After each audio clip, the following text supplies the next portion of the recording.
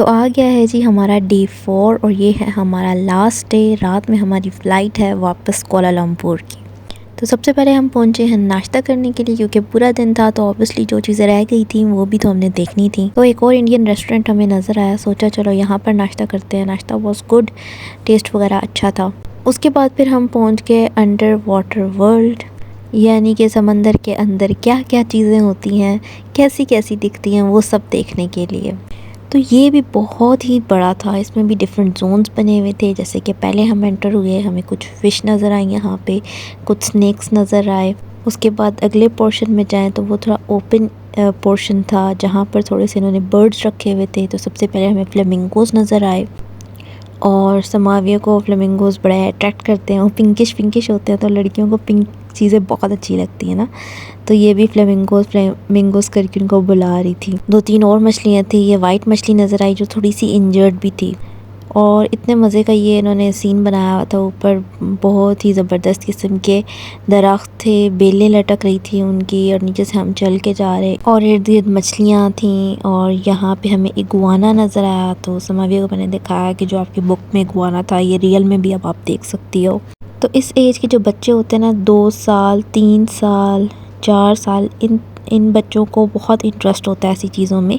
Specially ये books में और टीवी में देखते हैं, तो जब ये रियल में देखते हैं तो उनको और मज़ा आता है देख के। फिर हमें सील नज़र आई, और क्या वो स्विमिंग कर रही थी और अपने जो जो करतब थे ना वो दिखा रही थी। फिर हमें पेंगुइन्स नज़र आए, और पेंगुइन्स भी 2 टाइप के थे। यानी कि एक तरफ वो थे जिनके थोड़े लंबे बाल थे साइड से, और एक तरफ वो थे जिनके साइड से बाल नहीं थे।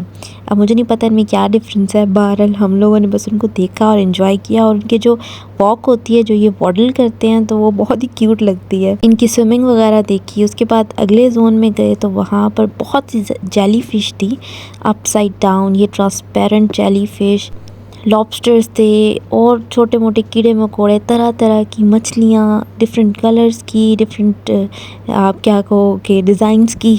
तो इतनी प्यारी प्यारी चीज़ें, इतनी प्यारी प्यारी मखलूक़ात हैं। और सुभान अल्लाह निकल रहा था मुँह से कि समंदर के अंदर इतनी सारी मखलूक़ात हैं, इतनी सारी चीज़ें हैं कि हम इमेजिन भी नहीं कर सकते। कितनी तरह की मछलियाँ हैं, कितनी तरह के सांप हैं, कितनी तरह के कछुए हैं अंदर। छोटी से छोटी मछली, बड़ी से बड़ी मछली देखने को मिलेगी। और ये तो अभी हम असली समंदर के अंदर तो नहीं थे, ये तो उन्होंने रखे हुए थे एक जगह पे एक्वेरियम टाइप बनाकर।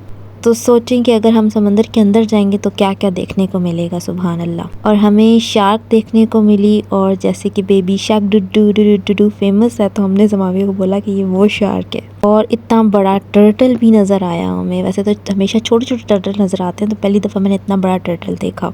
और ये इतने बड़े मुंह वाली मछली, और ये ऐसे आइस ब्लिंक करी, इमेजिन नहीं कर सकते कि ऐसी मछलियाँ भी होती हैं। फिर चलते चलाते अगले जोन की तरफ गए, तो क्या ज़बरदस्त इन्होंने माहौल यहाँ पर बनाया हुआ था। बिल्कुल एक गार सी लग रही थी। फिर आगे आबशार बनाई हुई थी। उस आबशार से आगे निकल के जाओ तो कुछ और फ़िश भी नज़र आती हैं। और पिछले व्लॉग में आपने देखा होगा ना 3D आर्ट, वो भी कितना बड़ा था। ये भी इसी तरह से ही बड़ा था कि जोन पे जोन निकल रहे थे। और इतने मज़े का, कहीं से ये बंद हो जाता है, कहीं से फिर ओपन हो जाता है, कहीं से किस टाइप का है, कहीं से किस टाइप का है। बाहर से देखने से अंदाज़ा नहीं होता कि अंदर इस तरह की दुनिया आबाद है। बस सारा घूम फिर के हम पहुँच गए, निकल आए बाहर। और उसके बाद फिर हमने कहा कि यहाँ 7 वाटर वेल्स हैं, यानी कि एक वाटरफॉल है जो काफ़ी ऊपर चढ़ के आता है। और इसके भी 7 स्टेप्स हैं, यानी कि पहले स्टेप पे कोई एक वाटरफॉल आएगी, थोड़ी ऊपर जाएंगे तो कोई और आएगी, शायद इस टाइप की है। लेकिन हम इतना ऊपर तो नहीं जा सकते थे, तो हमें जो फर्स्ट में मिली हम वहीं रुक गए। या वाटरफॉल यही है और आगे नहीं है, इसका मुझे आइडिया नहीं है। तो हमने ये सुना था कि ये बहुत ऊपर है, लेकिन इतनी ऊपर नहीं थी, क्योंकि हम बच्चों के साथ चढ़ ही गए थे। और यहाँ जब बच्चे थकते हैं और माँ भी उठा उठा के थक जाती है, तो बाप अपने कंधों पे उठा लेता है बेटी को। तो फिर आखिरकार जी हम चलते चलाते सीढ़ियाँ चढ़ चढ़ के, फिर उतर उतर के पहुँच गए इस हसीन मंज़र को देखने। आबशार तो हमेशा ही खूबसूरत लगती है। तो इन्होंने कहा कि हम तो करीब से देखेंगे आबशार। ऑब्वियसली हमारा भी दिल तो करता है करीब से देखने का, लेकिन हमने तो फिर बच्चों को भी संभालना है ना। अब यहाँ पे हुई इनके साथ एक ट्रेजेडी, ज़रा देखिएगा। ये हो गया स्लिप, और फ़ोन भी जाके पानी में लग गया। अब कुछ दिन पहले ही फ़ोन बेचारा पहले खुल गया था गिर के, और अब ये बेचारे मेरे मियाँ बैठ के ना उसको फूके मार रहे हैं कि चल जाए। मैं फिर दूर से पूछ रही कि चला, तो वो कह रहे थे नहीं चला। तो मुझे इतने वो मासूम से लग रहे थे कि यार ऐसे बैठ के अपना फ़ोन को फूके मारे अकेले। अब मैं जा भी नहीं सकती थी वहाँ पे कि बेटी साहिबा पीछे ना रहती मेरे बगैर। फिर खैर वो आए और इतना दुख नहीं हो रहा था क्योंकि वो फ़ोन पहले ही ना अपनी आखिरी सांस ही ले रहा था और मैं उनको कह चुकी थी कि अब आप नया ही ले ही लो। बस वहाँ पे फिर हमने थोड़ा सा ही टाइम गुजारा और फिर हमने सोचा कि चलो बीच पे टाइम थोड़ा सा गुजार लेते हैं, थोड़ा सा देख आते हैं रोशनी रोशनी में ये वाला बीच, और फिर वापस एयरपोर्ट की तरफ चले जाएंगे। तो जूते वूते हमने कोई नहीं उतारे थे और समाफी भी सो गई थी। थोड़ी देर बाद ये उठी तो इसको कुछ अंग्रेज़ बच्चे मिल गए, इसने तो फ़ौरन दोस्तियाँ बना ली। अब इसकी ये बहुत अच्छी आदत है कि ये इंतज़ार नहीं करती कि कोई मुझे बुलाए और मैं उसके साथ खेलूँ। ये ख़ुद ही सबकी खेल में शामिल हो जाती है और फिर इस तरह से ये फ्रेंड्स बना लेती है। तो मुझे ये इसकी आदत बहुत अच्छी लगती है क्योंकि मैं जो हूँ मैं ऐसी नहीं हूँ, मैं बहुत टाइम लेती हूँ किसी के साथ दोस्ती करने में। तो ये जब फ़ौरन से किसी के साथ घुल मिल जाती हैं तो मुझे बड़ी खुशी होती है कि चलो ये कभी अकेला फ़ील नहीं करेगी, कभी इसको ये नहीं लगेगा कि मेरे फ्रेंड्स नहीं हैं, ये कहीं ना कहीं अपने फ्रेंड्स बना लेगी। फिर हम पानी के करीब चले गए। वैसे तो हमने जूते वूते पहने हुए थे तो पाँव शाँव तो गीले नहीं कर सकते थे, लेकिन करीब चले गए, फ़ोटोज़ वीडियोस बना ली।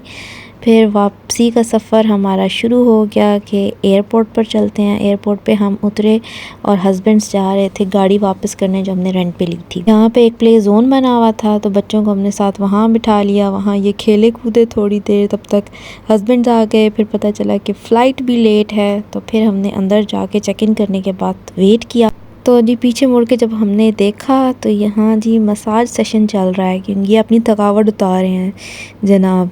मैंने दिल में सोचा, मैंने कहा यार मैं भी उतारूँगी, वो घर के काम तो जाके मैं नहीं करना है दोबारा से, और बच्चों की रूह राह भी सुननी है, तो मैं भी थोड़ा सा मसाज करवाऊँगी कि थोड़ी सी रिलैक्स हो जाऊँ, पता चले कि कैसी होती है, मज़ा आता है या नहीं आता।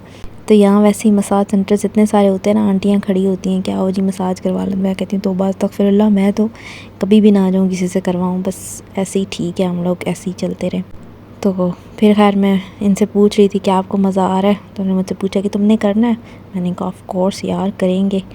तो फिर जो जी मसाजें मिली हर जगह पे, क्या मज़ा आया, क्या कमर पे, क्या टांगों पे तो बहुत ही मज़ा आ रहा था, और शोल्डर्स पे। फिर हमारे जहाज़ साहब भी आ चुके थे और हम बैठ के अपने जहाज़ पे, जहाज़ ने स्पीड पकड़ी और हवा में उड़ गया। अब ये जो मनाज़िर हैं ये कुआलालंपुर के हैं। जब लैंडिंग होने वाली थी तो कुआलालंपुर की रोशनियाँ नज़र आ रही थी। तो बस यहाँ पे हम लैंड होने वाले हैं और हमारा ट्रिप यहीं ख़त्म हुआ। थैंक यू सो मच, अपना ख्याल रखें, अल्लाह हाफ़िज़।